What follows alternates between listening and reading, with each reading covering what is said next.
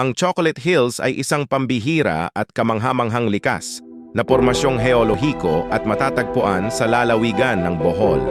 Binubuo ito ng may 1,168 hanggang 776 hugis apang gulod na may magkakahawig na anyo at simetrikong agwat sa pagitan ng bawat isa na waring sinadya.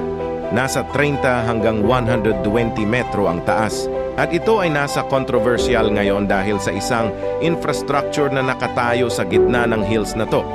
At ito ay nakakakuha ng sari-saring kuminto gaya nito.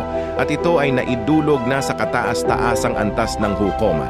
At ito ay nabigyan na ngayon ng closed order galing sa ating gobyerno. Ito ang ginawa at desisyon nila dahil sa kadahilanan na Chocolate Hills ay nabibilang na rin sa mga protektadong lugar sa Pilipinas, kaya ganito karami ang bumatikos sa nasabing resort.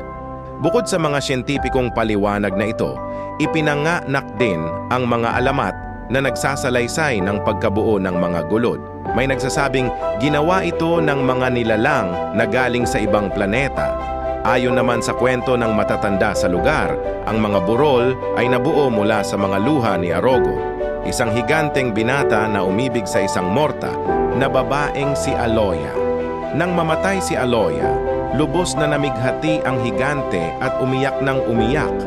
Ang mga pumatak nitong luha sa lupa ang siyang naging dahilan ng pagtubo ng maliliit na gulod. May ilang paliwanag tungkol sa pagkabuo ng mga gulod na ito.